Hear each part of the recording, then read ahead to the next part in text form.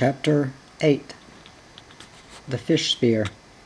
A few days later we were meat-hungry, a famishing feeling. It gnaws inside a man when he has lived a few days on damper alone.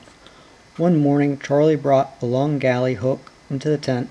He straightened the wire, then chopped it into 4 pieces, each about 18 inches long. Each of these in turn he laid on the flat of the axe and carefully straightened by taps with a hammer. I looked on moodily until he began to file a point on each piece of wire. A fish spear, I thought with quickening interest. A fat lot of fish he'll spear. But hunger sharpens a man's wits. Charlie slipped out to the galley and came back with a bamboo rod. Brushing the flies off face and wrist, as he dived into the smoke again, he sat back and began to fit the wire prongs to the end of the rod. Carefully he placed each prong in such a position that it jutted outward from the rod, and the 4 prongs commanded as broad an area as possible without detracting from their strength. How often I had sat at a campfire and watched an aboriginal spear maker fashioning his weapon with scientific accuracy. How I now wished I had persuaded them to train me in the use of these weapons.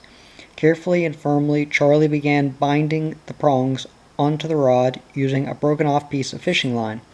Concentrated on the job, his deep-set eyes were screwed up as his brown fingers craftily tightened the binding.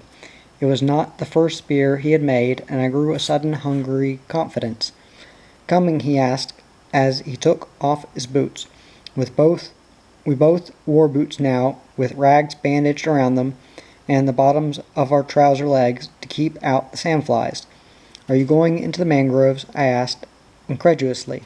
"Yes, but you'll have to walk barefooted through the mud. You'll be eaten to death." "No, I won't. Why not try the lagoon? At least it is open water. When you can spear a fish in open water," he answered, "you will have learnt something the niggers know. Coming?" "No, I'm not." Charlie walked out of the tent without another word. Several hours later he returned with 2 fine cod, about 3 pounds weight each. His wrists and ankles were red from sandfly bites, his eyelids inflamed.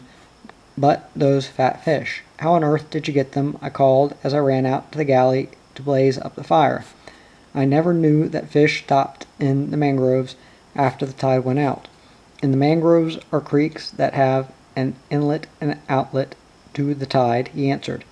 If there is feed in such a creek, it generally swarms with fish when the tide goes out. The creeks twist in and out among the roots of the mangroves.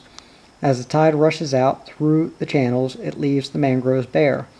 But in some creeks there are always pools of still water left. Various fish hide here among the mangrove roots, and wait for the high tide to come in again so they can swim out among the mangroves for food. Others stay in the mangrove pools all the time. Now you have seen me make this spear, and I've told you where the fish are. For the future, do your own fishing, I do mine." The meal was eaten in silence, the sauce all taken out of it. Next morning, while Charlie finished the scant remains of yesterday's fish, I made a fish spear. It was a silent job, but one in which I learnt a lot.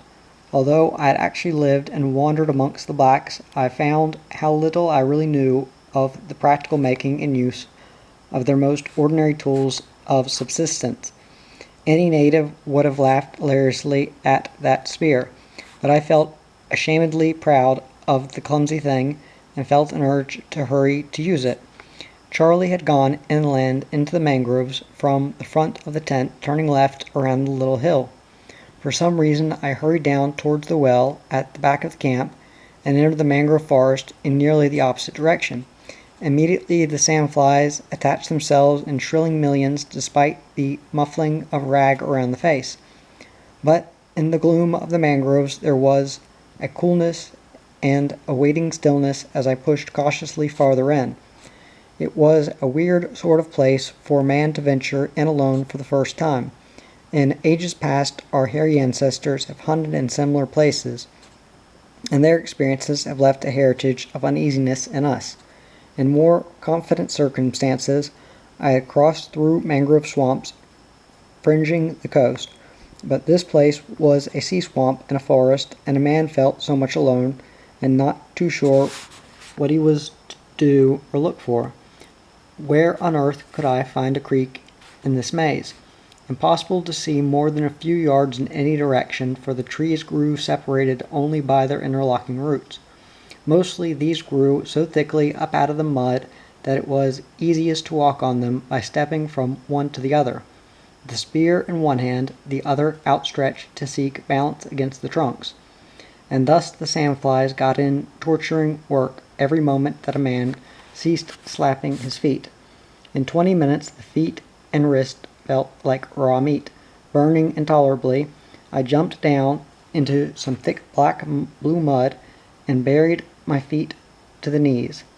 The cool relief was immense. I smeared the gluey mud thickly over face and wrist, and in relief climbed up on to the roots again.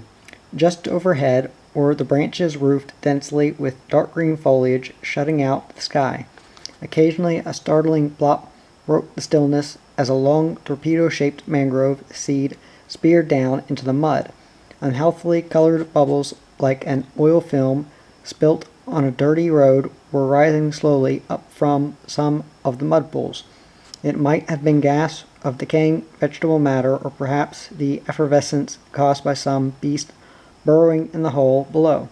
Queer gurglings came from goodness knows where. Those deceptive roots soon had me reaching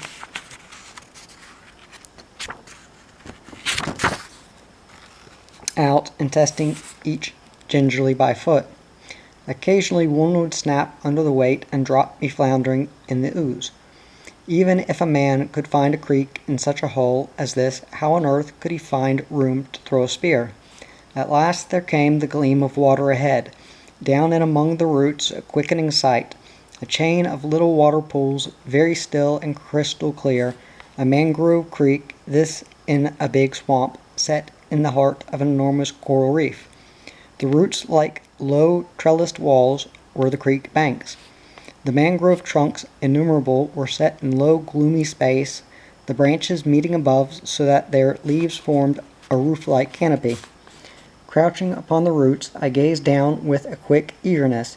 The sand grains on the shallow bottom were perfectly distinct. It was possible to see clearly in among the roots on the other side.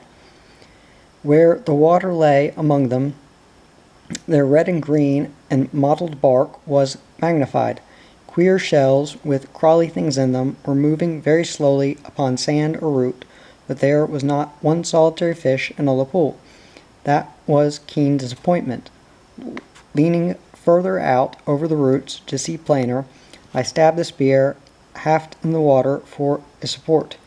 Plop, splash, a big fish darted from the roots at my very feet.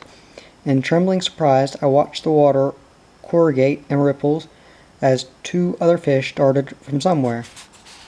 No sight of the fish, only the ripples sweeping out among the roots. Silently the pool silvered over again, only 2 feet deep, a clear coral sand bottom, but no sign of a fish. They must have sped into the tangle of half-submerged roots. Like a cat seeking a mouse, I began stepping over the roots around the edges of the pool, peering into the pool and down among the roots. All keyed up with excitement, quite lost to the world, hardly even noticing the sandflies, but no sign of a fish. Pausing to think a while, I jabbed the spear half down in among the roots, and stared, listening. Not a movement, and the only sound plop, as a mangrove seed dropped into mud away within the forest. I stepped on to farther roots and splashed the spear half down again. At the third try, a fish sped across the pool, rippling it merrily. It was a great discovery. There really were plenty of fish in this tiny pool and among the roots. The only thing to do now was to find them. For an hour I stepped crouching along the roots, and back along them, and back along them again. At rare intervals a fish darted away from directly below. A quickening eye caught a ripple several times, but never sight of a real fish.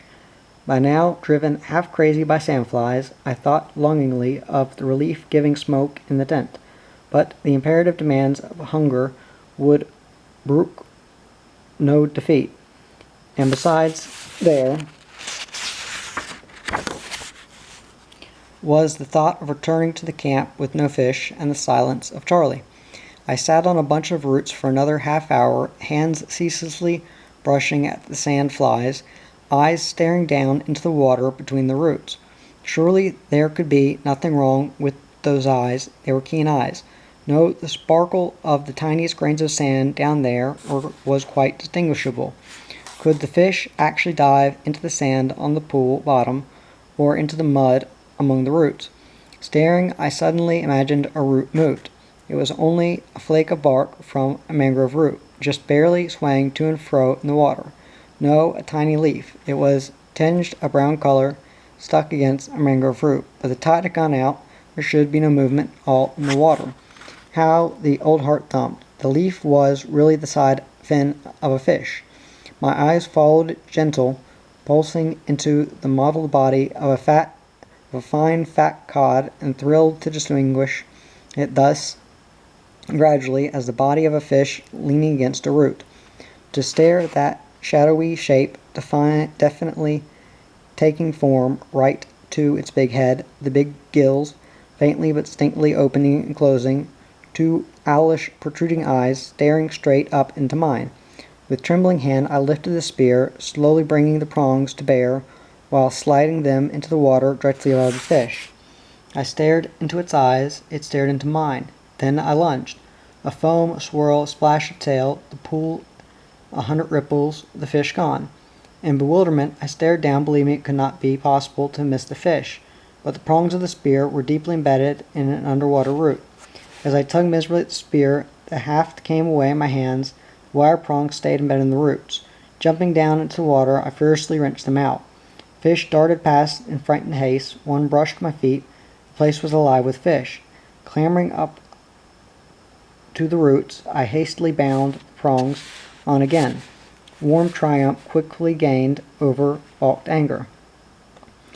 I knew how to look for fish now, stepping over the roots, peering between the interlacing maze below water, peering along each root until it joined or was crisscrossed by another root. Disappointed at false alarms by mottled bark on summer green, sometimes spotting a fish that proved merely a fish-shaped root.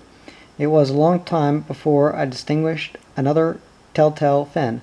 Yes, the movement of a fin gently pulsing on a fish whose body was otherwise indistinguishable, where its shape merged against a dark green root.